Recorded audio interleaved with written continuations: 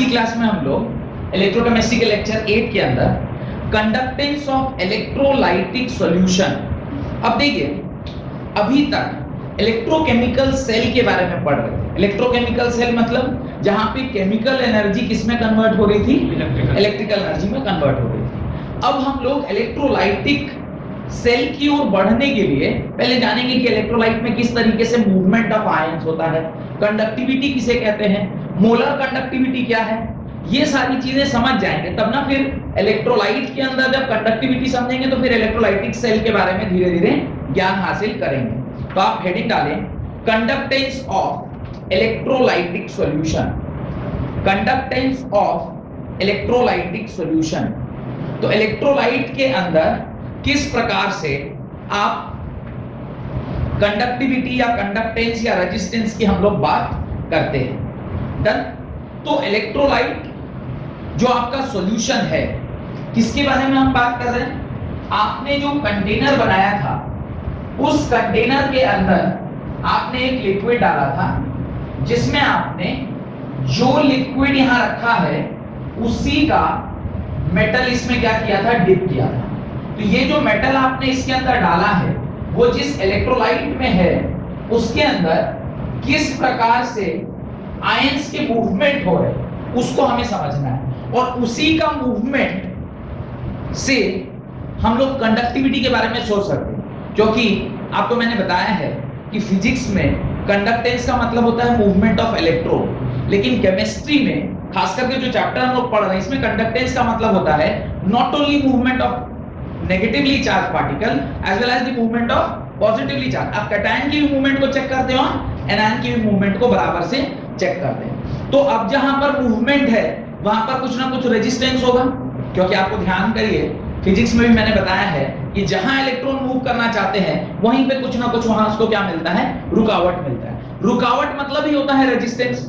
तो जहां कहीं मूवमेंट है वहां कोई ना कोई उसे रोकने वाला जरूर होगा। अब रुकावट जो रोकने वाला है वो अगर ज्यादा स्ट्रांग है तो आपका रेजिस्टेंस का वैल्यू ज्यादा है और कंडक्टेंस का वैल्यू कम है। अगर रोकने वाले की शक्ति कमजोर है आपका कंडक्टेंस का वैल्यू ज्यादा है और रेजिस्टेंस का वैल्यू कम है। तो पहले हम ये समझेंगे कि इलेक्ट्रोलाइटिक सॉल्यूशन में कंडक्टेंस का मतलब क्या, रेजिस्टेंस का मतलब क्या, and then we will proceed with the other concepts. तो लिखना स्टार्ट करिए। पहला रेजिस्टेंस, फर्स्ट टॉपिक लिखिए रेजिस्टेंस। रेजिस्टेंस का जो डेफिनेशन है वो राइट लिखिए, it is defined as the hindrance provided by the conductor, it is defined as the hindrance provided by the conductor in the passage of current। Current के passage में जो hindrance produce करे उसको ही हम क्या बोलते हैं, रेजिस्टेंस बोलते हैं। एवरी सब्सटेंस, फुल स्टॉप देके लिखिएगा, every substance offers resistance to the flow of electricity. Every substance offers resistance to the flow of electricity to either small or large extent, offer resistance to the flow of current either small or large extent।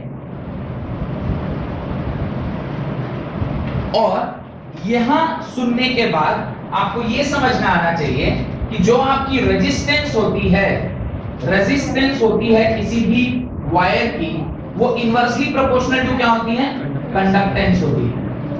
अब conductance अगर या resistance किसी की ज्यादा है तो obviously उसका conductance क्या होगा, कम, और अगर किसी का रेजिस्टेंस कम है तो ऑब्वियसली उसका कंडक्टेंस क्या होगा, ज्यादा होगा। ये तो ऑब्वियस एक रिलेशनशिप है।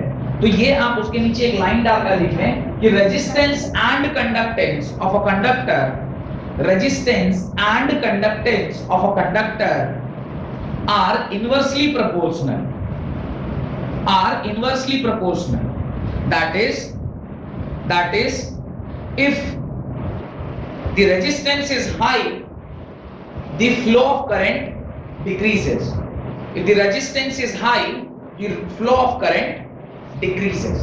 तो flow of current क्या हो जाता है, decrease कर जाता है, and vice versa। मैंने आपको वैसे तो फिजिक्स में भी बता रखा है कि रेजिस्टेंस किन किन पैरामीटर्स के ऊपर डिपेंड करता है। अगर थोड़ा बहुत भी आपको याद हो तो मैंने आपको 4 फैक्टर लिखवाया था फिजिक्स में, तो रेजिस्टेंस जिनके ऊपर डिपेंड करता है। पहला है R is proportional to L, दूसरा है R is inversely proportional to area, तीसरा है R is dependent on the nature of material, nature of material, वो किससे बना हुआ है, सिल्वर से बना है, गोल्ड से बना है, कॉपर से बना है, एल्युमिनियम से, किससे बना हुआ है उसके ऊपर। और चौथा जो मैंने लिखवाया वो लिखा होगा R is proportional to या R depends upon temperature, R किसके ऊपर डिपेंड करता है, टेम्परेचर के ऊपर। और शायद वो भी मैंने आपको डायरेक्टली प्रोपोर्शनल लिखवाया होगा, रेजिस्टेंस अगर बढ़ेगा, सॉरी टेम्परेचर अगर कहीं बढ़ेगा तो रेजिस्टेंस बढ़ेगा। एक फॉर्मूला लिखवाए होंगे आपको, R is equal to R naught 1 plus alpha delta T, याद है? मैंने कहा टेम्परेचर अगर बढ़ता है तो रेजिस्टेंस भी बढ़ जाता है। डन। यहां से मुझे समझ में आ रहा है कि रेजिस्टेंस जो है वो लेंथ के ऊपर डिपेंडेंट है, रेजिस्टेंस जो है inversely proportional to area, resistance जो है वो नेचर ऑफ मटेरियल, रेजिस्टेंस जो है वो टेम्परेचर के ऊपर डिपेंड करता है। तो उसके नीचे आप लिखें the electrical resistance R depends on the following factor. The electrical resistance R depends upon the following factor. पहला length of the conductor, दूसरा cross sectional area of the conductor, तीसरा nature of the material and चौथा temperature. सिर्फ temperature नहीं, even resistance depends upon the some physical factors, कुछ physical factor जैसे pressure के ऊपर भी डिपेंड करता है, स्ट्रेस के ऊपर भी डिपेंड करता है, तो कई सारी और भी चीजें हैं। पर आप ज्यादा जो इन सब को डिफाइन कर सकता है टेम्परेचर, क्योंकि टेम्परेचर ही जो है वो सारी चीजों को गवर्न करता है। तो इस प्रकार से आप 4 चीजें लिख सकते हैं। वहां पे आप जब इन सबको मिलाएंगे तो R is proportional to L, R is inversely proportional to 1 by A, तो R is proportional to L by A हो जाएगा। और जब R is proportional to L by A होगा तो आप क्या लिखोगे, R is equal to rho L by A, ये आपका रेजिस्टेंस का फॉर्मूला हो जाएगा। तो आप ये 4 लाइन उसके नीचे जरूर से लिख लीजिए। इस प्रकार से R जो है वो rho L by A है, where rho is what, rho is proportionality constant, ये proportionality constant है। और उसी proportionality constant को आप एक और नाम से जानते हैं जिसको हम लोग कहते हैं resistivity, it is called as resistivity। और इसी resistivity को आप क्या बोलते हैं, nature of material। ये सारी चीजें बहुत डिटेल में इसके डेरिवेशन के साथ हम लोग फिजिक्स में पढ़ चुके हैं, पर चूंकि केमिस्ट्री में आया हुआ है तो हम लोग को उसको भी बराबर से देख लेना चाहिए। पर अगर किसी ने नहीं देखा है वो वाला लेक्चर तो प्लीज जाके रेजिस्टिविटी वाला लेक्चर देखिए, जो कि आपके फिजिक्स वाले लेक्चर 5 या लेक्चर 6 या लेक्चर 7 ऐसे ही कुछ होना चाहिए, उसमें जाके एक बार आप चेक करें। तो रेजिस्टिविटी का मतलब समझ में आ गया। Resistivity means nature of the material, किस मटेरियल से वो बना हुआ है, ये आपका रेजिस्टेंस का मतलब होता है। रेजिस्टिविटी का डेफिनेशन लिखिए, it is defined as resistivity, it is defined as the resistance offered by a substance, it is defined as the resistance offered by a substance of 1 meter length,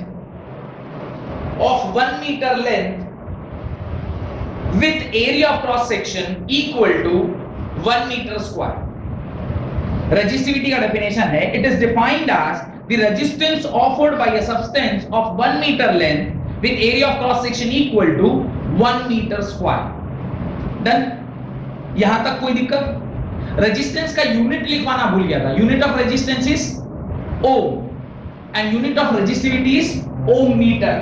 देखिए यहां की तरह से बस इसका यूनिट देख लीजिए, रो इज इक्वल टू क्या होता है, rho a by l, sorry r a by l, r into meter square by meter, meter से मीटर कैंसिल हो गया, रेजिस्टिविटी की यूनिट क्या हो जाएगी, ओम मीटर। तो resistivity is ohm meter whereas resistance is only ohm, इसकी unit क्या होती है, सिर्फ और सिर्फ ओम होती है, OHM। ठीक है, तो ये दोनों चीजें आप वहां पर लिख लें। ठीक है, इस प्रकार से आपको रेजिस्टेंस और रेजिस्टिविटी का पूरा आइडिया हो गया। अब देखिए लगे हां तो अगर रेजिस्टेंस पता है तो रेजिस्टेंस को हम लोग किससे डिनोट करें, R से। तो ये इनवर्सली प्रोपोर्शनल टू होता है कंडक्टेंस, कंडक्टेंस को कई बार C या G से डिनोट करते हैं, तो C या G is conductance, that is inverse of resistance. तो लिखिए कंडक्टेंस का डेफिनेशन लिखिए, conductance is the ease with which, conductance का डेफिनेशन लिखिए, the ease with which current flows through a conductor, the ease with which current flows through a conductor is known as its conductance, is known as its conductance. तो जिस ease से electricity flow करती है किसी wire में, उसे ही हम क्या कहते हैं, उसका कंडक्टेंस कहते हैं। अब रेजिस्टेंस का अगर फॉर्मूला में को ध्यान है तो मैं कंडक्टेंस का फॉर्मूला भी निकाल सकता हूं। R इज इक्वल टू, अगर रो L बाई A है तो आप 1 upon R is equal to लिखेंगे तो क्या लिखेंगे, A बाई रो L, और 1 अपॉन R किसके बराबर, C या G के बराबर, तो ये क्या हो जाएगा, A बाई रो L। यहां पर 1 अपन रो जो है उसी को हम क्या बोलते हैं, सिग्मा बोलते हैं, that is known as conductivity. तो आप 1 अपन रो को क्या लिख सकते हैं, सिग्मा लिख सकते हैं। तो आप C इज इक्वल टू क्या लिखेंगे, सिग्मा A बाई L। तो ये जो है वो कंडक्टिविटी का फार्मूला है या कंडक्टेंस का फार्मूला है, C is equal to rho A by L। और ये जो सिग्मा है, इसी सिग्मा को हम लोग क्या बोलते हैं, conductivity. This is known as conductivity. तो कंडक्टेंस के डेफिनेशन के नीचे ये इतना आप डेरिवेशन में लिख लीजिए, ठीक है। और यूनिट ऑफ कंडक्टेंस क्या होगा, ohm inverse. Unit of conductance क्या होगा, ओम इनवर्स। तो कंडक्टेंस की जो यूनिट होती है वो होती है ओम इनवर्स। ओम इनवर्स बोलिए या मो बोलिए या ऐसा बोलिए या ऐसा बोलिए, ये सारा चीज इसी का यूनिट। तो आपको 4 यूनिट मैंने यहाँ पे दिखा दिया। आप ओम इनवर्स बोले तो भी चलेगा, आप MHO बोले मो वो भी चलेगा, आप ये वाला सिंबल बनाए तो भी चलेगा, और आप ये वाला सिंबल बनाए तो भी चलेगा। ये सारा एक ही चीज लिखा हुआ है, ठीक है। और उसी में जो सिग्मा है, this is known as conductivity. This sigma is known as conductivity. Done, यहां तक कोई दिक्कत? उसके नीचे आप लिखें, materials are classified into 6 types। अब आपके मन में एक डाउट आना चाहिए कि सर आपने पहले पढ़ाया था, पता ना material on the basis of conductivity सिर्फ कितने प्रकार का होता है, 3 प्रकार का। पहला इंसुलेटर, दूसरा कंडक्टर, और तीसरा सुपर कंडक्टर या सॉरी सेमी कंडक्टर। ये 3 आपने बताया, लेकिन अभी आप कह रहे हैं 6 टाइप का होता है। तो 6 टाइप का कंडक्टिविटी कहां देखने को मिल रहा है, सॉलिड्स में नहीं। हम सॉलिड, लिक्विड और गैस जब तीनों को कंसीडर करते हैं उसमें हमें 6 प्रकार की कंडक्टिविटी यानी 6 प्रकार के मटेरियल जो कंडक्ट करते हैं उसके बारे में हम पढ़ते हैं। उसके अंदर पहला लिखिए कंडक्टर्स, उसके अंदर पहला लिखिए कंडक्टर्स।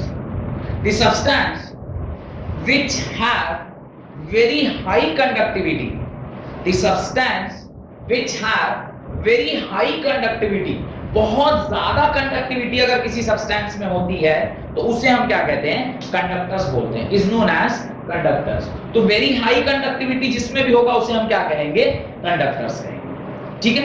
एग्जांपल, कोई भी मेटल और नॉन मेटल में सिर्फ एक ही एग्जांपल होता है, दैट इज ग्रेफाइट। तो आप ये 2 एग्जांपल वहां लिख लें, ऑल मेटल्स एंड ग्रेफाइट्स।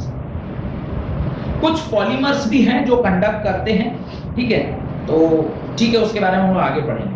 नेक्स्ट लिखिए मेटालिक कंडक्टर्स, नेक्स्ट लिखिए मेटालिक कंडक्टर्स। अब आपको याद होगा मैंने मेटालिक कंपाउंड के बारे में बात किया है सॉलिड स्टेट फर्स्ट चैप्टर के लास्ट पार्ट से थोड़ा पहले, टाइप्स ऑफ मटेरियल। उसके अंदर मैंने आपको बताया है टाइप्स ऑफ मटेरियल के अंदर के कुछ मेटालिक कंपाउंड्स होते हैं, मेटालिक सब्सटेंस होते हैं जो जिनका काम ही होता है कंडक्ट करना। तो आप लिखें metallic conductor. In metallic conductor the flow of electricity takes place. In metallic conductor the flow of electricity takes place. The flow of electricity takes place due to the flow of electron, due to the flow of electron। flow of electron की वजह से electricity flow करता है, ऐसे substance को हम क्या कहते हैं, मेटालिक कंडक्टर कहते हैं। यानी आप लिखें that is matter decomposes into ions, matter decomposes into ions। Matter जो है वो किस में कन्वर्ट हो जाता है, आयंस में कन्वर्ट हो जाता है और तब फिर क्या करने लगता है, वो कंडक्ट करने लगता है। आयन जब तक नहीं बनेगा, आयन बनेगा यानी पॉजिटिवली चार्ज, और पॉजिटिव चार्ज होगा तो तभी होगा जब वहां से इलेक्ट्रॉन बाहर निकला होगा। जैसे ही इलेक्ट्रॉन बाहर निकला वो कंडक्ट करने लग जाएगा। नेक्स्ट लिखिए इलेक्ट्रोलाइटिक कंडक्टर। अब आपको समझ में आएगा कि अल्टीमेटली इलेक्ट्रोलाइटिक कंडक्टर पढ़ाने के लिए यहां तक की कहानी आपको पढ़ाई गई है। In electrolytic conductor the flow of electricity takes place. In electrolytic conductor the flow of electricity takes place. In electrolytic conductor, the flow of electricity takes place due to the flow of charge. Due to the flow of charge. That is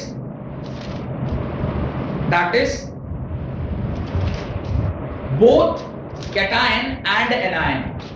That is both cation and anion. तो cation और anion दोनों की वजह से जब flow होता है charge का तो आपका वो होता है। अच्छा, अब मुझे बताइए मेटालिक कंडक्टर में क्या मैटर खुद फ्लो करता है क्या? मेटालिक कंडक्टर में क्या मैटर खुद फ्लो कर रहा है?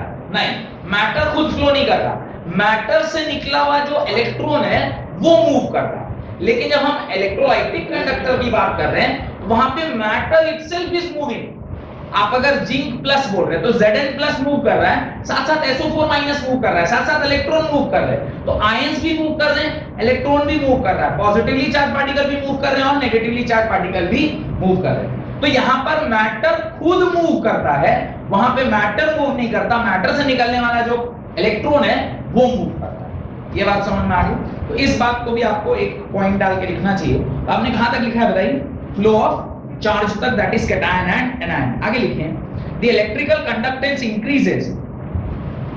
The electrical conductance increases with increasing temperature. The electrical conductance increases with increasing temperature. यहां पे टेम्परेचर के बढ़ने से इलेक्ट्रिकल कंडक्टिविटी क्या हो रही? बढ़ रही। रीजन, जब आप टेम्परेचर बढ़ाएंगे तो जो ZnSO4 है वो आसानी से डिसोसिएट कर पाए, क्योंकि उसके बीच का बॉन्ड है। बॉन्ड टूटेगा तो फॉर्मेशन ऑफ आयन ज्यादा होगा, और नंबर ऑफ आयन ज्यादा होंगे तो क्या करेगा, उसकी जो कंडक्टिविटी वो बढ़ जाएगी। ये बात समझ में आ गई? अब इन केस ऑफ, एक मिनट सुन लीजिए, in case of metallic conductor, metallic conductor के केस में क्या होगा? जब आप टेम्परेचर बढ़ाते हैं तो क्या होगा, जो इलेक्ट्रॉन्स आउटर मोस्ट सेल में प्रेजेंट है वो आसानी से बाहर निकल पाएंगे, क्योंकि जो पहले एक्साइट नहीं भी हो पा रहे थे वो एक्साइट हो पाएंगे। और अगर वो एक्साइट होगा तो नंबर ऑफ फ्री इलेक्ट्रॉन्स की संख्या बढ़ गई, और नंबर ऑफ फ्री इलेक्ट्रॉन्स अगर बढ़े तो कंडक्टिविटी भी बढ़ जाएगी।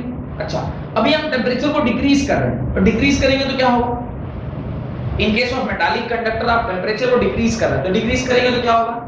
जो इलेक्ट्रॉन पहले निकल रहे थे वो तो अब नहीं निकल पा रहे हैं, प्लस जो निकले हुए हैं वो तो वाइब्रेट कर रहे हैं ना। Vibration is because of energy, you are carrying energy.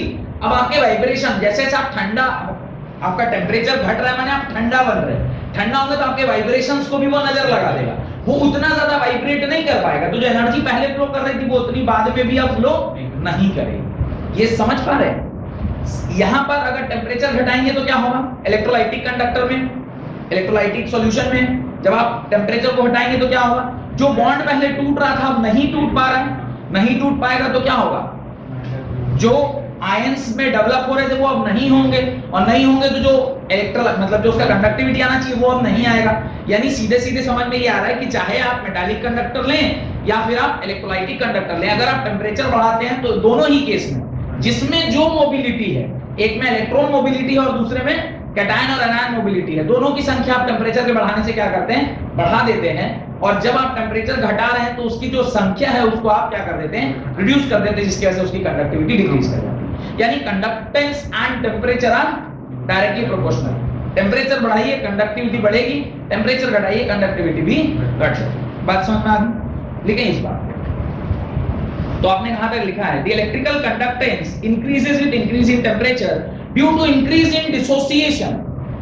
Due to increase in dissociation, जो एटम्स या जो कंपाउंड है वो डिसोसिएट कर रहा है, और डिसोसिएशन होगा तो आयंस फॉर्मेशन होगा, और आयंस फॉर्मेशन होगा तो कंडक्टिविटी ऑब्वियसली बढ़ेगी। नेक्स्ट लिखते हैं इंसुलेटर। इंसुलेटर क्या है? The substance which has very low conductivity, ऐसा सब्सटेंस जिसकी कंडक्टिविटी काफी ज्यादा लो है, उसको हम लोग क्या बोलते हैं? इंसुलेटर बोलते हैं। फिजिक्स के टर्म में इंसुलेटर का मैंने बहुत अच्छा डेफिनेशन ऑलरेडी आपको पढ़ाया हुआ है, covalence band, conductance band, energy gap, वो सब आपको ध्यान होगा। तो उसको छोड़ के इंसुलेटर का यहाँ जो मतलब है वो सिंपली सी हम क्या डिसाइड कर रहे हैं? On the basis of conductivity. वैसे मैंने आपको ऑर्डर तक लिखवाया हुआ है, ध्यान करिए, 10⁻⁶ से लेकर 10⁻12 तक इसके बीच का अगर ऑर्डर होगा, याद है ना आपको? वो पूरा ऑर्डर, कंडक्टिविटी का order as well as resistivity and resistance का ऑर्डर सारा आपको लिखवाया हुआ है। अगर वो लेक्चर आपने नहीं देखा है तो उसको जाके फिर से देखिए, ताकि वो वाले लेक्चर को देखने के बाद आपको ये वाला कॉन्सेप्ट भी समझ में आ जाए। आप लोग लिखिए, the substance which have very low conductivity is known as insulator. Example glass, thermocol, wood, ceramic. Example glass, thermocol, wood and ceramic. Ceramic किसको बोलते हैं? चीनी मिट्टी, clay, Chinese clay, not only clay, Chinese clay. चीनी मिट्टी माने वो चीनी वर्ड कहां से आपको क्या लग रहा है? चीनी नहीं डाला गया, चाय थोड़े बना रहा है। चाइनीज क्ले, चीनी मिट्टी, चाइना को चीन बोलते हैं, तो चीनी मिट्टी यानी वहां का कोई एक स्पेशल टाइप का मिट्टी है जो बीच में थोड़ा कंट्रोवर्सी में फंसा था। पता नहीं आप लोग न्यूज़पेपर वगैरह पढ़ते नहीं पढ़ते? उसके अंदर लिखा कि ये जो चाइनीज क्ले होते हैं, इस क्ले में गाय की हड्डियों को बुरादा बना के, मतलब पाउडर फॉर्म में करके, and then the use it in that clay for smoothness और समथिंग कुछ तो आया था आर्गुमेंट। तो फिर लोग बोले कि वो जो बोन चाइना का डिश है उसके ऊपर खाना नहीं चाहिए, उसको बाइकआउट करिए। वो बीच में थोड़ा चाइना जब गलवान घाटी के पास आया था, आपको याद हो, जब थोड़ा कोरोना हल्का डाउन होना स्टार्ट हुआ था, तो बीच में वो चाइना गलवान घाटी के पास आ गया, तो फिर वही चल रहा था बहुत दिनों तक। तो उसी टाइम पे जो सो कॉल्ड एंटी नेशनलिज्म वाले जो सॉरी एंटी प्रो नेशनलिज्म वाले जो लोग हैं, जो एंटी चाइना वो लिखते हैं, वो लोग बोल रहे हैं कि ब्रोन क्ले, वो आते हैं लापोला, दैट वो डिश नो, आप जो डिनर सेट वगैरह लापोला का आता है ना, लाओपाला, अच्छा जो भी है, हम तो लापोला ही समझ रहे हैं। वो लापोला ऐसे एक वर्ड है, वो लाओपाला होगा जो भी है, वो बोन चाइना से बना होता है, तो उसको बोलते ही बोन चाइना। अभी क्या बोन चाइना क्यों बोल रहे हैं? द वर्ड बोन चाइना क्यों आया? कहीं ना कहीं इसमें कुछ तो बोन से रिलेटेड है, ऐसे बीच में कंट्रोवर्सी बन जाता। खैर, हम लोगों से कोई ज्यादा मतलब नहीं है। मेरा जो मतलब है वो सेरामिक, सेरामिक टाइल को भी बोलते हैं। Tiles are also known as ceramic, जिसको आप क्ले से बनाएं। अब वो चीनी के क्ले से, मतलब चाइनीज क्ले से बनाया तो चीनी मिट्टी की हो गई, और अगर इंडियन क्ले से बनाया तो इंडियन मिट्टी वाली हो गई, तो इंडियन मिट्टी बोल दीजिए। पर ultimately that is called as ceramic. Tiles भी सेरामिक होता है, वॉश बेसिन वगैरह जो बनता है वो भी सेरामिक से बनता है। They are also good insulators. तो इंसुलेटर के बारे में इतनी जानकारी आपको होनी चाहिए। अगला लिखिए सेमीकंडक्टर। अगला लिखिए semiconductor. The substance which have conductivity between, the substance which has conductivity between insulator and conductor, बीच बीच का, और बीच बीच का तो आप समझते ही मतलब क्या होता है उसका, मेल फीमेल अदर्स। तो बीच बीच का अगर ऐसे कुछ है, कंडक्टर भी नहीं है कि पूरा पूरा इंसुलेटर भी नहीं, तो उसको क्या बोलते हैं? ताली बजाने वाला नहीं, उसको क्या बोलते हैं? सेमी कंडक्टर बोलते हैं। ताली बजाने वाला, ओहो ये सब कंट्रोवर्शियल है नहीं? हाँ हाँ हाँ। तो ये जो आप तो ये जो सेमीकंडक्टर है ये कुछ वैसा ही है, इसमें कंडक्टिविटी भी है और रेजिस्टिविटी भी है। अब आप सोच रहे होंगे कंडक्टिविटी रेजिस्टिविटी, मैंने वैसे तो सॉलिड स्टेट में पढ़ाया है कि how we can increase intrinsic conductor, extrinsic conductor, P type semiconductor, N type semiconductor, ये सारा कुछ हम आपको पढ़ा चुके हैं, तो ये कुछ आपके लिए नया नहीं है। तो उसके बीच में आप लिख दीजिए are known as semiconductors. Example silicon, germanium, doped silicon and doped germanium. Germanium, silicon, doped germanium and doped silicon, doped, doping पढ़ाए थे ना, in addition of impurity. Doping के ऊपर तो काफी लंबा चौड़ा भाषण दिए होंगे यार, वो जो एथलीट वगैरह भी करते हैं वो सब नहीं बताए होंगे। डोपिंग करता है, डोप करके फिर दौड़ता भागता है। लास्ट जो सबसे इंपॉर्टेंट है, जिसके लिए पूरा पढ़ाना पड़ा आपको, सुपर कंडक्टर्स। यही मेन था जिसके लिए इतना सारा बोलना पड़ेगा। सुपर कंडक्टर्स क्या होता है और सुपर कंडक्टिविटी बोलते किसको है, और सुपर कंडक्टर्स में ऐसी क्या खास बात होती है, और अगर सुपर कंडक्टर में रेजिस्टेंस नहीं होता है तो फिर हम लोग उसको डे टू डे लाइफ में यूज क्यों नहीं कर रहे। जो हम लोग बिल पे कर रहे हैं इसलिए पे कर रहे हैं ना, क्योंकि रेजिस्टेंस है। रेजिस्टेंस ही ना पावर को ड्रॉप कराता है, यानी पावर को यूटिलाइज कराने के लिए आपको रेजिस्टेंस चाहिए। इसलिए हम लोग एसी को लोड बोलते हैं, पंखे को लोड बोलते हैं। जो भी एनर्जी खाए that is called as load, और उसी के करस्पॉन्डिंगली आप बिल निकालते हैं। अगर लोड नहीं होता तो कल थोड़े बिल निकाल पाते। याद है ना, कल लास्ट क्लास में निकलवाया ना बिल आपको, तो वो फिजिक्स वाली क्लास में बिल निकलवाए थे आपको। एक्स फैक्टर के डायरेक्टर जानना चाहते हैं कि भाई कितना बिल आएगा, वो तो हर महीने जान ही रहे हैं, पर वो चाह रहे हैं कि बच्चे भी इस बात को जाने, तो आप खुद से उसको कैलकुलेट करके कल निकाले थे। कुछ 2000 या 2800 ऐसा कुछ बिल आया था प्रति माह, नहीं ठीक है। चलिए, सब आप लोग का दुआ आ रहा है, आने दीजिए, जाने दीजिए। क्या सुपर कंडक्टर, तो सुपर कंडक्टर क्या है? ऐसा कंडक्टर जिसमें रेजिस्टेंस ही ना हो, ऐसा कंडक्टर जिसमें रेजिस्टेंस ही ना हो, तो क्या बोलेंगे? Super conductor. अच्छा, सुपर कंडक्टर कैसे बनाएंगे? रेजिस्टेंस कब नहीं होगा? रेजिस्टेंस तब नहीं होगा जब रोकने वाला रोके ना। आप घर से तैयार होके निकल रहे हैं घूमने के लिए, फ्रेंड्स पार्टी, अपने दोस्तों के साथ कि घूमने जा, और उसी टाइम पे अगर आपको कोई रोके, ए किधर प्रोजेक्ट करना, कौन सा प्रोजेक्ट? तो फिर आप एक्सप्लेनेशन, कोई टोकने वाले नहीं, मम्मी गई हुई है बाहर घूमने, पापा गया है ड्यूटी, और सुबह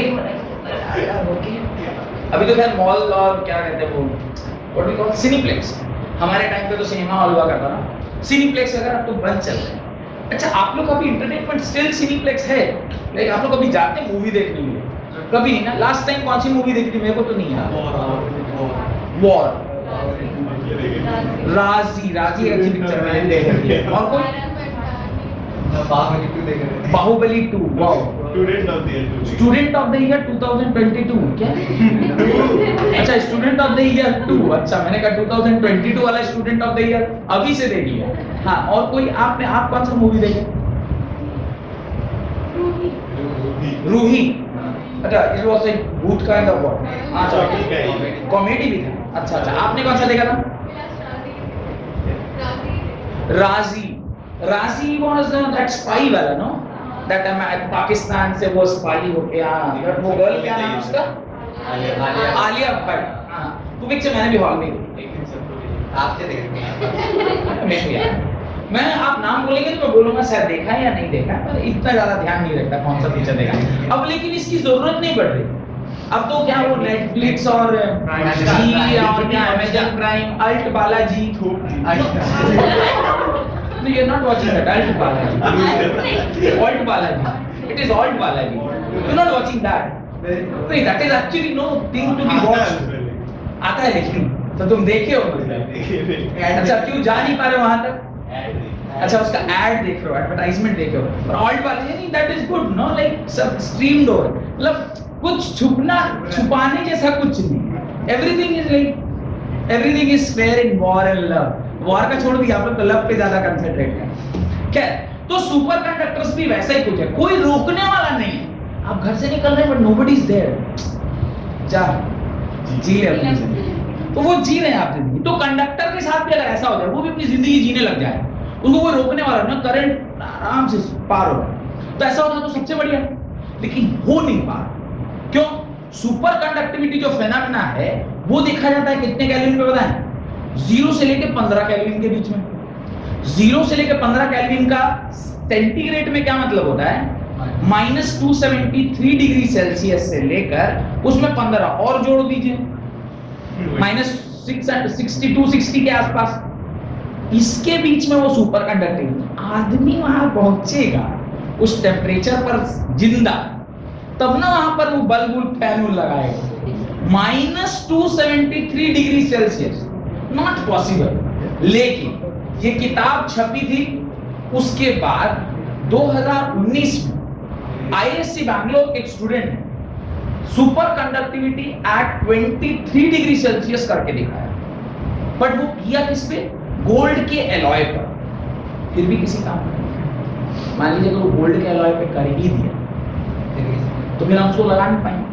हाँ लगा पाए, मैंने अंबानी लोग लगा सकते हैं। धीरूभाई अंबानी के जो सुपुत्र हैं, 2 नवरत्न जो उन्होंने बनाए हैं, अकेला अकेला एक रत्न के बराबर है। मुकेश अंबानी है, उनके घर में क्यों नहीं लगेगा? पूरी बात, सारा सिल्वर हटाओ, कॉपर ये गोल्ड लगाओ, अब गोल्ड हटाओ, गोल्ड का वो वाला एलॉय लगाओ, तो उनके लिए संभव है, बट नॉट फॉर अस। तो अभी भी ये फिजिबल नहीं हो पाया कि सुपर कंडक्टर होगा तो क्या होगा? इलेक्ट्रिसिटी बिल कम से कम आएगी, क्योंकि पावर कंजम्पशन कम होगा, क्योंकि आपने जो कंडक्टर यूज किया हुआ है उसमें लॉस ही नहीं हो रहा। बात समझ में आ रहा है? तो सुपर कंडक्टर का डेफिनेशन लिखिए, the substance which has zero resistivity, चमत्कार, the substance which has zero resistivity और इनफाइनाइट कंडक्टिविटी। इनफाइनाइट कंडक्टिविटी है, इतना कंडक्टिविटी, इतना ज्यादा कंडक्टिविटी कि पूरा का पूरा करंट फ्लो कर जा रहा है, कुछ रुक ही नहीं रहा, रोकने वाला कोई है ही नहीं। Are known as super conductors, are known as super conductors, full stop. Metals and their alloy at very low temperature of 0 से 15 Kelvin, at very low temperature of 0 से 15 Kelvin, 0 से 15 Kelvin यूज किया जा रहा है आज के दिन। ठीक है, 0 से 15 वो जितना कम हुआ तो उसमें ये कैसे होगा कंडक्टिविटी? अभी तो आप बोले थे ना कि कम हो जाएगा तो फिर वो वाइब्रेट ही नहीं करेगा। तो यही तो कह रहे हैं कि उसकी वाइब्रेशन कम हो गई। किसकी वाइब्रेशन? जो आपका रोकने वाला है उसकी भी तो वाइब्रेशन करस्पॉन्डिंगली कम हुई।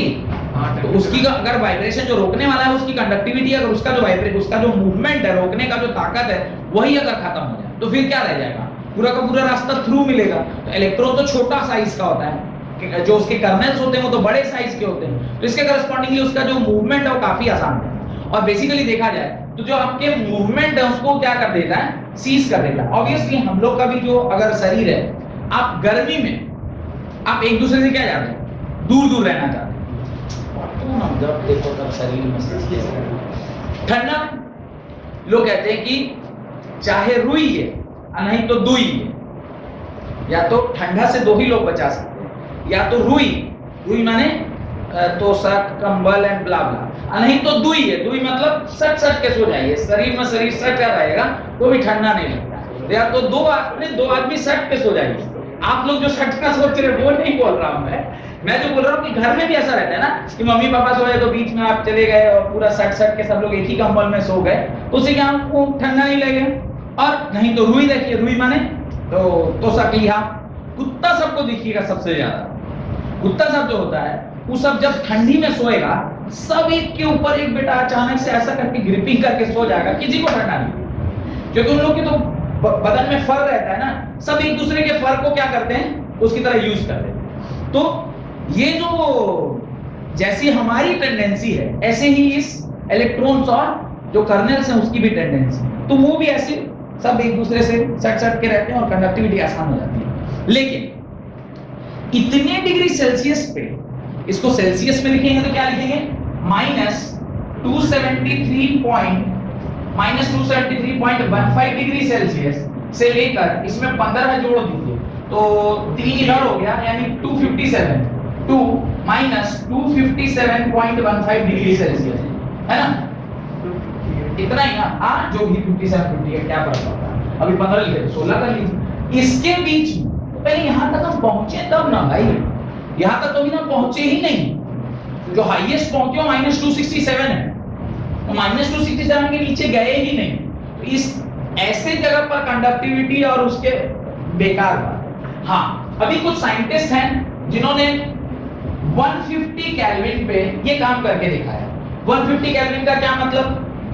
273 प्लस 150, तो इसको अगर आप निकालेंगे तो होगा -273.15 प्लस 150, कितना आ रहा बताइए? इसमें इसको घटाइए जरा, 123.15 विद नेगेटिव साइन। इस पर वो सेरामिक का कुछ एक एलॉय बना के कंडक्टिविटी दिखाया, फिर भी हमारे किसी काम का नहीं। हमको तो ऐसा कंडक्टर चाहिए ना, जीरो रेजिस्टेंस, इनफाइनाइट कंडक्टेंस। किस पे चाहिए? रूम टेम्परेचर या 30 से लेकर 45 डिग्री सेल्सियस के बीच में, या मैं बोलूं 15 से लेके, या मैं और थोड़ा नीचे कर देता हूं, कश्मीर को भी ले लेते हैं, तो 0 से लेके आप 45 डिग्री सेल्सियस, हम लोग जनरली 45-50 सेल्सियस के बीच में, 50 डिग्री, इसके बीच में कोई काम करे सुपर कंडक्टर की तरह, तब ना हमारा काम बनेगा। उसके इधर उधर है तो फिर हमारे किसी विशेष काम का नहीं है। तो वही मैंने कहा ना, एक पांडे जी हैं आईएससी बैंगलोर के, रिसर्च करके उन्होंने पिछले साल 2019 में एक सुपर कंडक्टर बनाया with the help of gold and it's alloy, जो शायद 30 डिग्री सेल्सियस के आसपास भी काम कर रही है। तो अगर वो 30 करा सकते हैं तो हो सकता है आगे वाले दिनों में वो पहले गोल्ड को थोड़ा सस्ता भी करें और टेम्परेचर को 30 से 50 भी करते हैं, क्योंकि उन्हीं का प्रोजेक्ट और वही उस पर काम कर रहे हैं। हेडिंग डालिए इलेक्ट्रॉनिक कंडक्टेंस। सर आपके पास 0 से 15 केल्विन वो की प्रेडिक्शन से लिखते हैं या ना लिखा है, इसलिए लिखा। तो सर जो सर रिसर्च होता तो पहुंचे तो रिसर्च कैसे करना? बस वो अंदाजा लगा रहे हो on the basis of theoretical concept. Theory के बेसिस पे तो आप कुछ भी अंदाजा लगा सकते हैं ना। थ्योरेटिकली आप देख रहे हैं कि ऑलमोस्ट टेंडिंग टू 0 है, तो हम कह रहे हैं अगर 30 तक ऑलमोस्ट 0 हो गया है तो 0 यहां आ जाता है तो 100% में 0 हो ही जाएगा, ऐसे लोग अनुमान लगा रहे हैं। लेकिन electronic conductance, electrical conductance through metal, electrical conductance through metal, electrical conductance through metal is due to the movement of electron, is due to the movement of electron and termed as electronic conductance, and termed as electronic conductance. It depends upon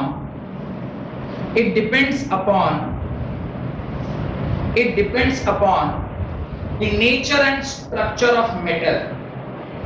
It depends upon the nature and structure of metal. Nature मतलब किससे बना हुआ, structure मतलब area and length, comma number of valence electron per unit atom, number of valence electron per unit atom and temperature. इन सारी बातों के ऊपर electrical conductance depend करता है। Then it depends upon nature and structure of metal, comma number of valence electron per atom and temperature, जो 4 point मैंने अभी थोड़ी देर पहले आपको लिखवाया। तो ये इलेक्ट्रिकल कंडक्टेंस है। लेकिन हम लोग हेडिंग क्या डाले हैं? हम लोग हेडिंग डाले हैं इलेक्ट्रॉनिक कंडक्टेंस। इलेक्ट्रॉनिक कंडक्टेंस मतलब इलेक्ट्रॉन के मूवमेंट के द्वारा जहां जहां भी देखा जाए, जिसके अंदर तो दोनों पार्ट आ जाएगा, क्योंकि मूवमेंट ऑफ इलेक्ट्रॉन की वजह से तो इलेक्ट्रोलाइटिक कंडक्टेंस भी होता है और इलेक्ट्रिकल कंडक्टेंस भी होता है। तो दूसरे पार्ट में लिखें whereas the conductivity of electrolytic solution, मैंने पैराग्राफ चेंज करके भी लिख सकते हैं, the conductivity of electrolytic solution depends upon, whereas the conductivity of electrolytic solution depends upon, पहला nature of electrolyte, दूसरा size of ion produced, nature of electrolyte, दूसरा size of ion produced, third their solubility, fourth nature of solvent, fifth its viscosity,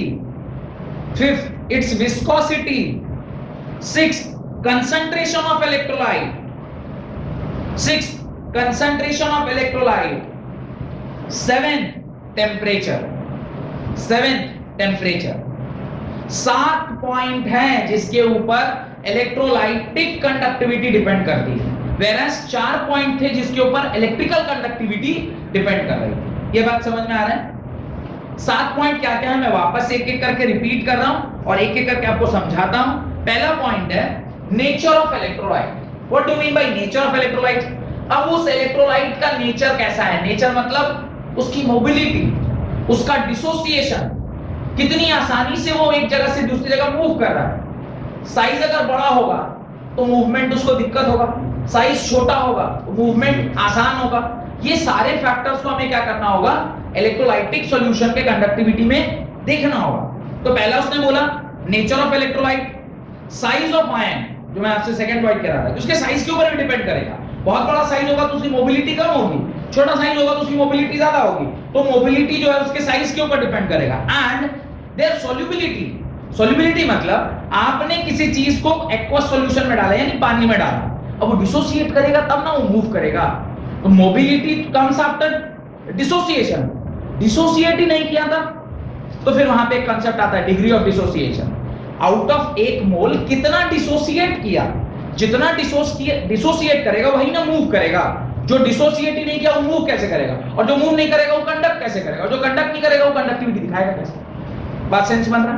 तो तीसरा point है solubility. चौथा nature of solvent, पानी में डाला तो अलग, अभी पानी की जगह पेट्रोल डाला अलग, तो नॉन पोलर पोलर सॉल्वेंट के ऊपर भी डिपेंड करेगा, क्योंकि जो चीज आप उसके अंदर घोल रहे हैं उसकी सॉल्युबिलिटी भी तो वहां वेरी करेगी। नेक्स्ट विस्कोसिटी, विस्कोसिटी जब कभी भी आयंस मूव करते हैं तो वो एक लेयर दूसरे लेयर के ऊपर क्या करेगा, स्लाइड करेगा। स्लाइड करेगा तो वहां पे क्या डेवलप होगा, फ्रिक्शन डेवलप होगा, और फ्रिक्शन डेवलप करेगा तो उसको क्या करेगा, रोकने की कोशिश करेगा, यानी रेजिस्टेंस को क्रिएट करने की कोशिश करेगा। और रेजिस्टेंस जहां क्रिएट हुआ तो उसके ऊपर भी डिपेंड करेगा, तो विस्कोसिटी के ऊपर भी डिपेंड करता है। Then concentration of electrolyte, electrolyte में जो चीज आपने डाला है उसका कंसंट्रेशन कितना है। कंसंट्रेशन मतलब मोल्स पर लीटर, कितने मोल्स हैं। मोल्स की संख्या ज्यादा होगी तो कंडक्टिविटी ज्यादा, मोल्स की संख्या कम होगी तो कंडक्टिविटी कम। तो मोल्स के ऊपर भी डिपेंड कर रहा है, यानी कंसंट्रेशन के ऊपर डिपेंड कर रहा है। और फाइनली टेम्परेचर वाला तो फैक्टर मैंने भी थोड़ी देर पहले आपको समझाया कि अगर टेम्परेचर बढ़ेगा तो डिसोसिएशन ज्यादा होगा, और डिसोसिएशन अगर ज्यादा हुआ तो मोबिलिटी ज्यादा होगी और कंडक्टिविटी भी ज्यादा होगी। तो इस प्रकार से पूरे सातों के सातों जो आपके what we call it factors वो आपको समझ में आ गया। एक छोटा सा कॉन्सेप्ट है कि concept of cell constant, right, cell constant, right, cell constant. अगला जो कॉन्सेप्ट है दैट इज सेल कांस्टेंट का, right.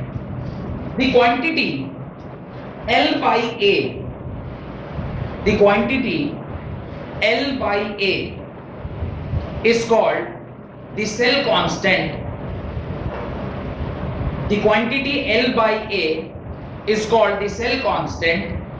It is denoted by a symbol G star. It is denoted by a symbol G star. G star मतलब G star, something like this, G star. और ये किसके बराबर, L by A के बराबर। अब देखिए R is equal to row L by A आपने पढ़ा होगा, ये L by A की जगह पे आप क्या लिख सकते हो, R is equal to row G star लिख सकते हैं, नहीं लिख सकते। ये एक फॉर्मूला है फॉर दी सेल कांस्टेंट, ये दोनों को आप डब्बे में बंद करके लिख लें। तो ये दो फॉर्मूला आपको ध्यान रखना है सेल कांस्टेंट, ठीक है। तो लिखें उसके नीचे the cell constant, the cell constant is a constant used for measuring the resistance of the cell. Resistance of the cell की मदद से आप सेल कांस्टेंट को क्या कर सकते हैं, पता कर सकते हैं। The cell constant is used, क्या लिखा है बोलिए तो, फॉर मेजरिंग द रेजिस्टेंस। नहीं, मेरे को ये नहीं लिखवाना था, मेरे को लिखवाना था कि रेजिस्टेंस ऑफ द सेल के मदद से हम सेल कांस्टेंट को पता कर सकते हैं। उसको क्या बोलेंगे, उसको बोलेंगे the value of cell constant is measured, measuring को मेजर्ड कर दीजिए। The value of cell constant can be measured by resistance of the cell, can be measured by the resistance of the cell. Resistance of the cell, क्योंकि देखिए ultimately आप R अगर जानेंगे तो उसमें उसकी कंडक्टिविटी क्या है, रेजिस्टिविटी की वैल्यू को अगर मल्टीप्लाई कर देंगे या डिवाइड कर देंगे तो आपको क्या मिल जाएगा, G स्टार मिल जाएगा, क्योंकि R by rho is equal to G star. तो G स्टार को पता करने का एक से ज्यादा तरीका हो सकता है। एक तरीका तो है मैथमेटिकली आप पता कर सकते हैं, और दूसरा एक्सपेरिमेंटली। तो खैर एक्सपेरिमेंटली तो आपको जानना नहीं है, आप सिर्फ ये मैथमेटिकली वाला जो तरीका है उसको आप लिख दीजिए। उसके नीचे लिखिए मोलर कंडक्टिविटी, उसके नीचे हेडिंग डालिए molar conductivity. What is molar conductivity, उसके बारे में हम लोग पढ़ते हैं। अब जहां आयंस है वहां कंसंट्रेशन, और जहां कंसंट्रेशन है वहां मोलर कंडक्टिविटी, क्योंकि conductivity in terms of mole is molar conductivity. तो लिख लें molar conductivity of a solution, molar conductivity of a solution is molar conductivity of a solution is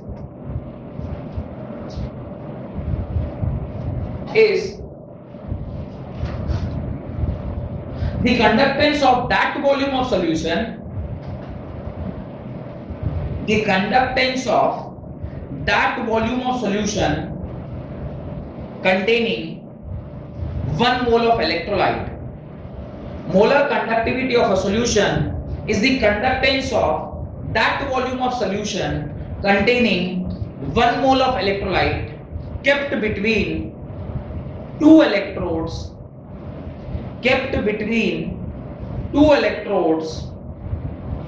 having unit length between them, and large cross sectional area,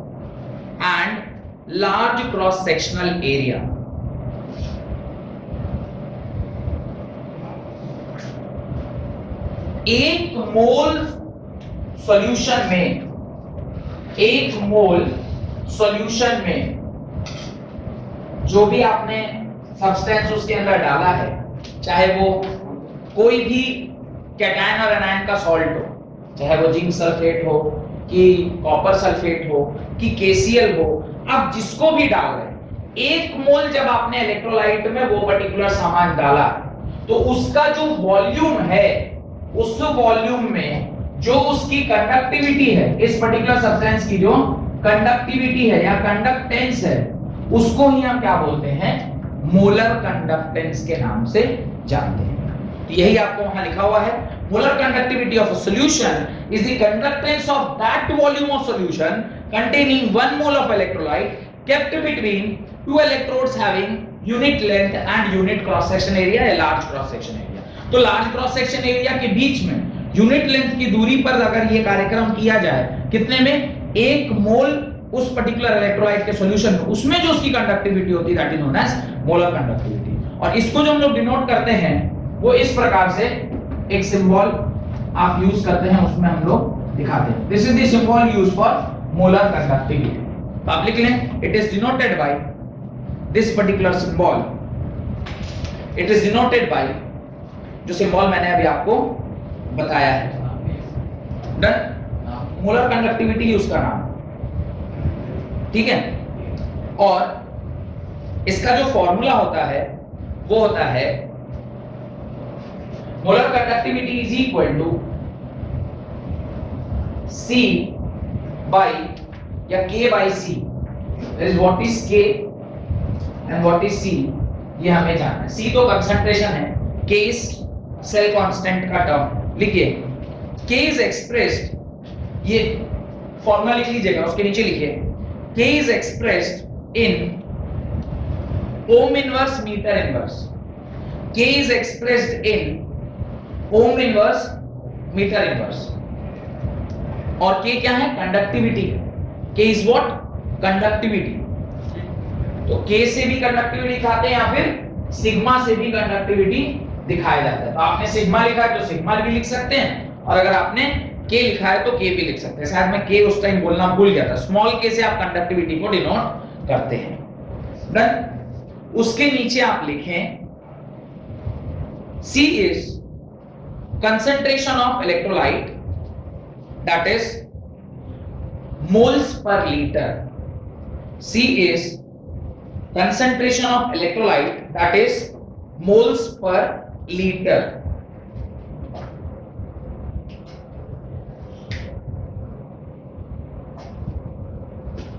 और इसको जब आप metre cube के terms में लिखेगा तो ये आएगा K into 100 by capital M। ये भी इसका क्या होता है, फॉर्मूला होता है where M is molarity, m is molarity. तो ये भी फॉर्मूला इसका यूज में आता है। अब आप सोच रहे होंगे कि सर ये सब हम लोग क्यों पढ़ रहे हैं? एक लॉ पढ़ना है अगले क्लास में जिसका नाम है हेरोल्ड्स लॉ।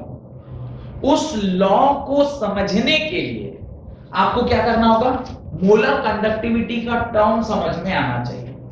मोलर कंडक्टिविटी जब तक नहीं समझेंगे तो आप हेरोल्ड्स लॉ समझेंगे कैसे?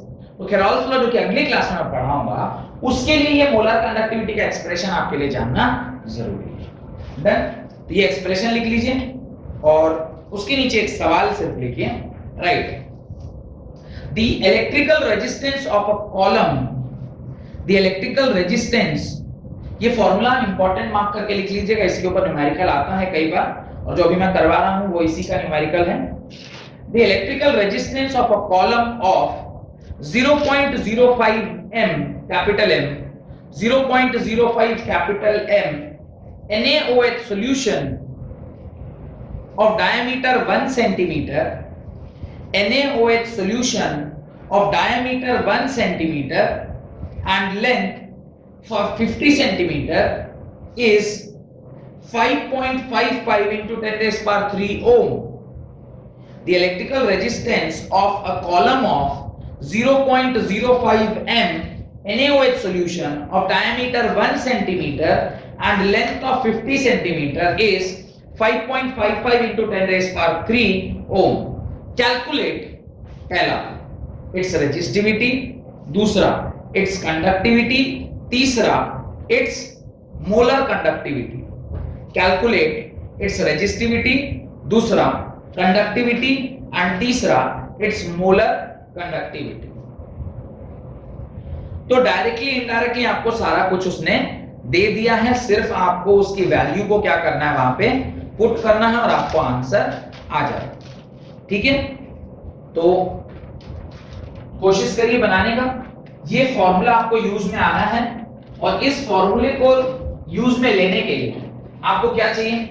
आपको मोलैरिटी चाहिए। तो मोलैरिटी दिया हुआ नहीं दिया हुआ? दिया हुआ। आपको के चाहिए। के यू डोंट नो, के आप नहीं जानते। क्यों के नहीं जानते? क्योंकि आपको कंडक्टिविटी नहीं पता और कंडक्टिविटी निकालने के लिए आपको कुछ कुछ आइडिया दिया हुआ है। तो आपको उसने, आप देखिए रेजिस्टेंस दिया है, R इज इक्वल टू होता है रो L बाई A। तो आप यहां से रो निकालेंगे तो होगा R A बाई L और 1 अपॉन रो इस कंडक्टिविटी जिसको आप K से भी डिनोट करते हैं, वो क्या हो जाएगा? इसका इन्वर्स कर देंगे, L अपॉन RA के बराबर। लेंथ आपको दिया हुआ, देखिए सवाल में लेंथ आपको दिया हुआ, लेंथ कितना दिया है? The length is 50 centimetre, 50 centimetre दिया हुआ, लेकिन हम यहाँ पे 50 सेंटीमीटर के टर्म्स में रख के किस में रखना चाहिए? मीटर के टर्म्स में रखना है, कि ऐसा यूनिट है। सिमिलरली आपको एरिया के बारे में कुछ जानकारी है? एरिया होता है पाई आर स्क्वायर। एरिया अगर पाई आर स्क्वायर है तो आपको एरिया अलग से निकाल लेना चाहिए। तो एरिया इज इक्वल टू क्या होता है? पाई आर स्क्वायर।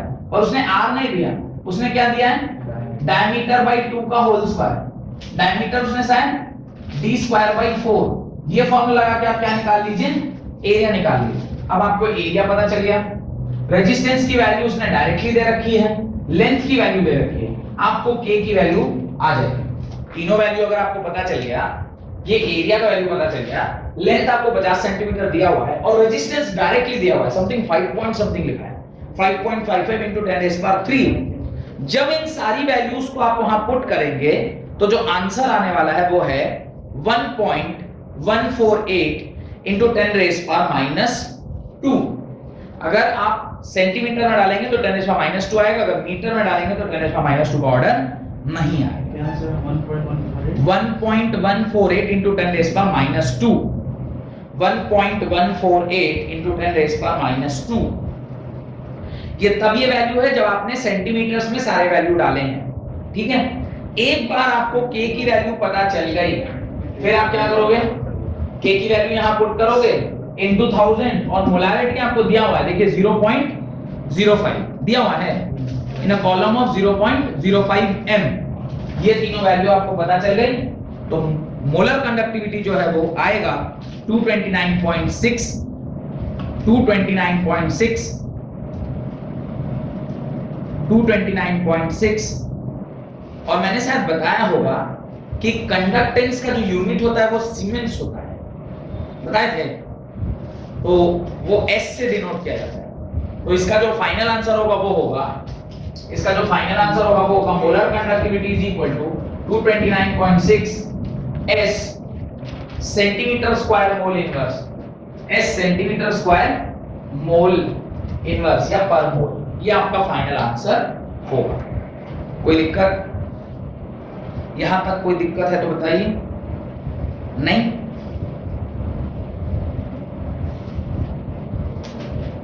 नोट डालकर एक बार वहां लिखिए, जब जब किसी सॉल्यूशन को आप डाइल्यूट करते हैं, जब जब किसी सॉल्यूशन को आप डाइल्यूट कर रहे हैं, what do you mean by the term dilution?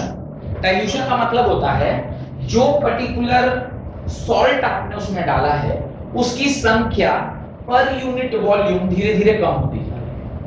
Dilution का मतलब सीधे सीधे ऐसे समझिए कि आपने क्या किया, एक गिलास पानी में 10 चम्मच चीनी मिलाया, काफी मीठा, उसमें से वो तो एक तरह का वो क्या बन गया, चाशनी बन गई, उसमें से आपने 5 चम्मच उठाकर फिर एक नए गिलास में डाल दिया। अभी क्या कर दिया हमने, डाइल्यूट कर दिया। 2 गिलास पानी में अब उतना ही चीनी है, फिर अब जो नया सॉल्यूशन बना उसमें से सपोज करिए मैं 5 चम्मच लेके कहां ले गया, तीसरे वाले गिलास में ले गया, एक फुल गिलास पानी। अभी वो फर्दर और क्या हो गया, डाइल्यूट कर गया। तो जितनी संख्या चीनी की पहले वाले गिलास में थी उसका सिर्फ 5 चम्मच जो चीनी का संख्या होगा वही आया होगा सेकंड गिलास में, फिर उसका 5 चम्मच, यानी आप देख रहे हैं ड्रास्टिकली किस प्रकार से आप लोग क्या होते जा रहे हैं, रिड्यूस करते जा रहे हैं। तो डाइल्यूशन मतलब यू आर एडिंग सॉल्वेंट ज्यादा से ज्यादा इन अ पर्टिकुलर समय। आप नंबर ऑफ सॉल्यूट की संख्या वही रख रहे हैं पर सॉल्वेंट आप क्या करते जा रहे हैं, ऐड करते जा रहे हैं, वही ना डाइल्यूशन है। और डाइल्यूशन जहां कहीं भी होगा वहां पे नंबर ऑफ जो कैटायन या एनायन है उसकी संख्या क्या होती जाएगी, डिक्रीज करती जाएगी। और अगर उसकी संख्या डिक्रीज की तो कंडक्टेंस बढ़ेगा कि घटेगा, ऑब्वियसली घटेगा। तो कंडक्टेंस यानी डाइल्यूशन से कंडक्टेंस क्या करता है, रिड्यूस करता है। इसी बात को लिखना है, conductivity always decreases with decrease in concentration. Conductivity always decreases with decrease in concentration of both strong and weak electrolyte, of both strong and weak electrolyte। पहले तो अपना strong और weak electrolyte को अंडरलाइन कर लीजिए क्योंकि इसका मतलब मैं अभी बताऊंगा आपको।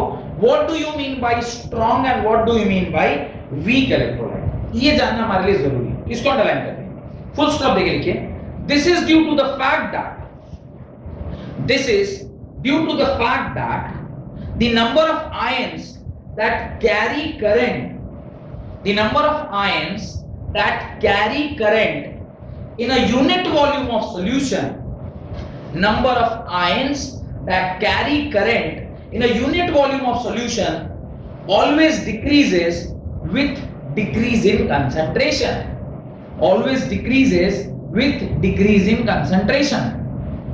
तो ये बात आपको समझ में आई कि नहीं? जो मैंने बोला था वही मैंने लिखवाया है कि जैसे जैसे डाइल्यूशन होता जाएगा वैसे वैसे जो आयंस की संख्या है वो क्या करती जाएगी, डिक्रीज करती जाएगी। और आयंस ही रिस्पॉन्सिबल होते हैं करंट को कंडक्ट कराने के लिए, इसलिए आयंस की संख्या कम होगी तो कंडक्टिविटी भी कम हो जाएगी। मैंने एक वर्ड वहां अंडरलाइन करा है, strong electrolyte and weak electrolyte. मुझे ये समझ में नहीं आ रहा सर स्ट्रॉन्ग इलेक्ट्रोलाइट आप किसको बोलते हैं और वीक इलेक्ट्रोलाइट आप किसको बोलते हैं? ऐसे आपके मन में डाउट आ रहा है या किसी को पता है तो बताइए, what is strong electrolyte and what is weak electrolyte?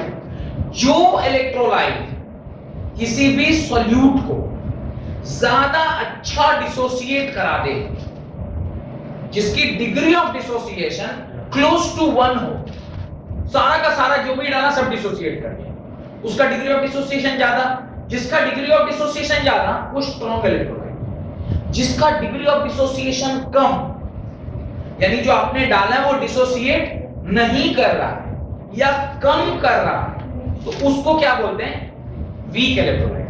जिसकी डिग्री ऑफ डिसोसिएशन ज्यादा वो स्ट्रॉन्ग इलेक्ट्रोलाइट, जिसकी डिग्री ऑफ डिसोसिएशन कम वो वीक इलेक्ट्रोलाइट। समझ में आया? और डिग्री ऑफ डिसोसिएशन का क्या मतलब, बॉन्ड्स कितने ज्यादा टूट रहे हैं, क्योंकि बॉन्ड टूटेगा तो कैटायन और एनायन फॉर्मेशन होगा। जितना ज्यादा कैटायन और एनायन फॉर्मेशन उतना अच्छा कंडक्टिविटी, जितना कम कैटायन और एनायन उतना कम कंडक्टिविटी। तो conductivity is directly proportional two degree of dissociation, और डिग्री ऑफ डिसोसिएशन मतलब स्ट्रॉन्ग इलेक्ट्रोलाइट या वीक इलेक्ट्रोलाइट। तो उसके नीचे इस बात को लिख दीजिए, degree of dissociation means strong electrolyte and weak electrolyte. If degree of dissociation is higher, degree of dissociation means strong electrolyte and weak electrolyte. If degree of dissociation is higher, it is strong electrolyte. If degree of dissociation is lower, it is weak electrolyte. तो strong electrolyte और weak electrolyte का जो concept है वो आपको यहां से समझ में आना चाहिए। Then तो कंडक्टिविटी जो है, कंडक्टिविटी को जब आप एक्सप्रेस करते हैं इन टर्म्स ऑफ जी या कंडक्टेंस जिसको मैंने कहा था, तो कंडक्टेंस का फॉर्मूला क्या लिखवाया था, C is equal to sigma A by L, ऐसे कुछ लिखवाया था। C is equal to sigma A by L लिखवाया था अभी थोड़ी देर पहले।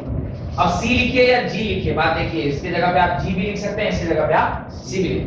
तो ये जो है वो दिस है। अगर यूनिट एरिया और यूनिट लेंथ की बात करें तो G किसके बराबर हो जाएगा, किसके, इसी को हम लोग K से भी डिनोट किए थे, तो G इज इक्वल टू क्या हो जाएगा, K। G K के बराबर कब होता है, जब क्रॉस सेक्शनल एरिया 1 हो और यूनिट लेंथ हो। तो ये 3-4 लाइनें उसके नीचे आप लिख लें।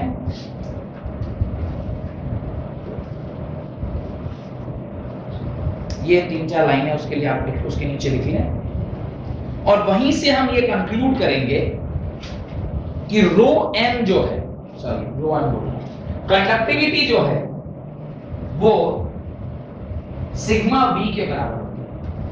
कंडक्टिविटी जो है वो सिग्मा वी के बराबर। अब आप कहेंगे सर ये सिग्मा वी कैसे होगा, अभी तो थोड़ी देर पहले आप कुछ और लिखा रहे थे, फिर अभी आप सिग्मा वी लिखवा रहे हैं। तो ये मैंने लिखवाया था कंडक्टिविटी किसके बराबर होता है, कंडक्टिविटी किसके बराबर होता है, सिग्मा, देखिए सिग्मा के बराबर लिखा है, सॉरी सिग्मा के बराबर। कंडक्टिविटी क्या लिखा है, देखिए तो के बाई सी। सिग्मा के टर्म्स में क्या लिखा है, सिग्मा बाई सी। सी तो लिखवाई और कुछ नहीं। ये सिग्मा वी का रिलेशनशिप कहां से है, ये वहां से आया, यहां देखिए। ये वॉल्यूम को क्या लिख सकते हैं, एरिया इनटू लेंथ लिख सकते हैं, नहीं लिख सकते। ये एरिया इनटू लेंथ, ये भी 1 और ये भी 1, अभी ना सिग्मा इज इक्वल टू ये इसके बराबर है। तो ये एक रिलेशनशिप है, इसको आप लिखिए, इसके नीचे हम लिख रहे हैं। एरिया और लेंथ अगर किसी का यूनिटी हो जाए तो वहां तो v आप ऐसे ही डाल सकते हैं 1 यूनिट मोल के लिए, है ना। लिखिए उसके नीचे हम लिखवा रहे हैं, right. If area and length are unity, then molar conductivity is expressed as kV के बराबर, as kV या सिग्मा V के बराबर। मोलर कंडक्टिविटी को आप ऐसे डिनोट कर सकते हैं। क्यों ऐसे डिनोट कर सकते हैं, ये सोचने वाली बात है। मोल्स पर यूनिट वॉल्यूम, अभी क्लियर हो जाएगा कि क्यों ऐसा कर सकते हैं। यहां से देखिए रो वी ये ऐसा लिखा, ये आप जानते हैं, दिस इज इक्वल टू होता है k बाई सी। k की जगह पर मैं सिग्मा लिख रहा हूं। c is what, moles per unit volume, moles per unit volume. एक मोल सॉल्यूशन होता है यूनिटी, ये लिखेंगे सिग्मा v के बराबर, और v भी क्या होता है, एरिया और जो लेंथ है, अगर वो भी आपका क्या हो गया 1 हो गया, तो ये वॉल्यूम भी क्या हो जाएगा 1 हो जाएगा, और मोलैरिटी किसके बराबर हो जाएगी, सिर्फ और सिर्फ सिग्मा के बराबर, in molarity is equal to k के बराबर हो जाएगी। तो ये सारा कंडीशन है जिसके अंदर, तो ये फॉर्मूला है और ये कंडीशन है जहां पे आप मोलैरिटी को सिग्मा के बराबर लिख सकते हैं, ठीक है। सिर्फ रिलेशनशिप है, इसके ऊपर कोई बहुत ज्यादा टेंशन नहीं लेना है।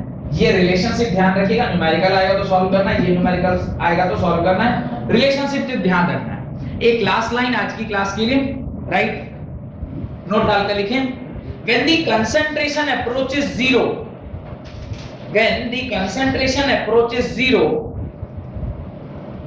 the molar conductivity, when concentration approaches zero, the molar conductivity reaches a limiting value known as limiting molar conductivity, known as limiting molar conductivity।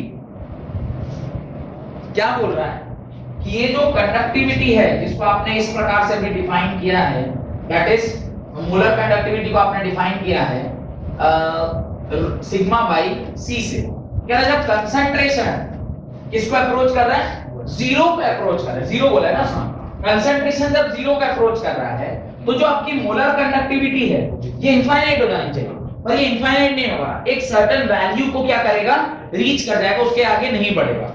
वो जो सर्टेन वैल्यू है जिसके आगे इसकी वैल्यू नहीं बढ़ रही है उसको बोलते हैं लिमिटिंग मोलर कंडक्टिविटी, और उसको हम डिनोट करते हैं विद दिस सिंबल। इसको हम कैसे डिनोट करते हैं, एक नॉट लग जाएगा मोलर कंडक्टिविटी में, this is known as limiting molar conductivity.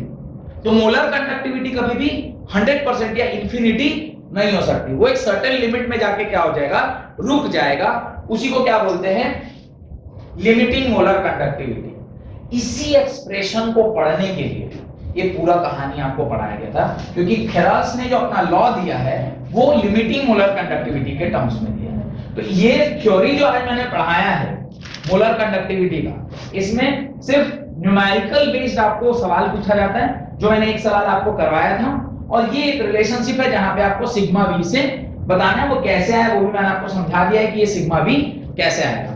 अब अगली क्लास में आपको जब खेरोल्स लॉ पढ़ाऊंगा वहां पे ये लिमिटिंग मोलर कंडक्टिविटी का टर्म ही हमारा बेसिस ऑफ आगे पढ़ाई का होगा। बहुत बहुत धन्यवाद आज की क्लास अटेंड